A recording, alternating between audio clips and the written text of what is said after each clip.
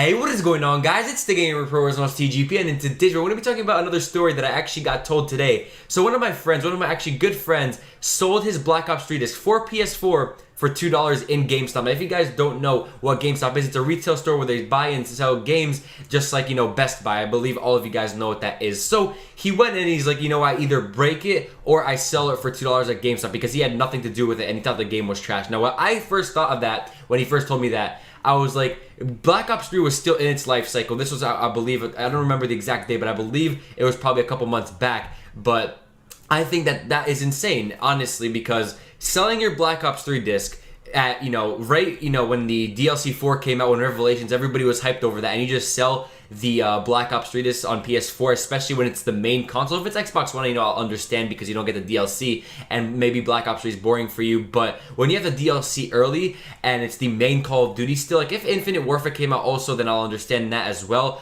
but it was literally the main game of the year, and he sold it for $2 because he thought it was boring and he had really nothing to do with it. It was either, just like I said, sell it for $2 or break it. And I look at that and I'm just like, I would never break any single disc. Like, I haven't sold one game of mine ever since I have my Xbox 360, which was, I believe, like 7 or 8 years ago now. I haven't sold one game in that. I believe I have every single game still downstairs with my Xbox 360. I have every single one. I do not, go ahead and just sell them or give it to someone. I actually, now that I think of it, I've given it to some guy that got his new Xbox. It was a Call of Duty 2, and I gave it to him just to try it out, and I believe he gave it back to me. So I think that selling your games is not that great, especially to a retail store like GameStop, because it's actually been proven, right? You go, for example, you buy Infinite Warfare for $60. You go out that same day, you can come 30 minutes, even an hour later, and they'll give it to you for 30. It is absolutely crazy. Why would you sell it for half price? Why would you just give back the money? You just have to give 30 bucks, half. Like, I sometimes just don't understand that with GameStop, but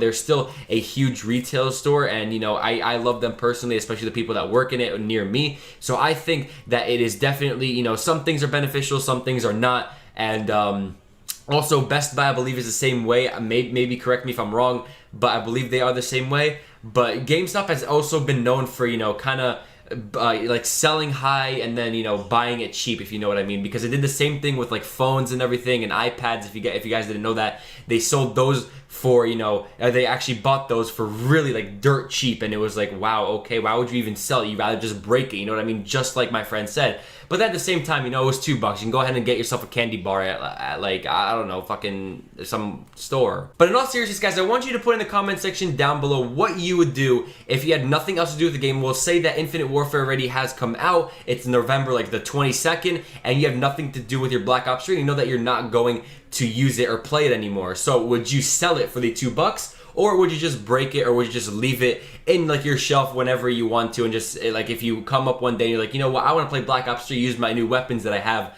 like the NX Shadowclaw or the MX Garand or the Pizza Slicer or whatever really you want to do. And me personally, I would just leave it in my shelf, because sometimes I've been really wanting to play a specific Call of Duty, not Ghost or Advanced Warfare. But I know, and I feel Black Ops 3 I might come to, especially for the zombies, because it's the last kind of zombie saga out there, the last of the origin saga, I guess you can call it. I don't know if they're completely ending it, but I feel like as if, I would just keep it in my shelf and just wait till, the day comes where I want to play Black Ops 3 again, use the weapons that I have, or play, zombies with a couple of friends of mine, because, some friends, they can't really afford to get to the next Call of Duty super, like, early at November 4th, so they might get it, like, Christmas, they might get it, like, 6 months after, so it really just depends on who you have and if they have Call of Duty right when the day comes out. So guys, I just wanted to give you that quick story. I did hope you enjoyed this video. If you did, don't forget to hit that subscribe button down below. Thank you all so much for watching, and as always, I will see you in the next one.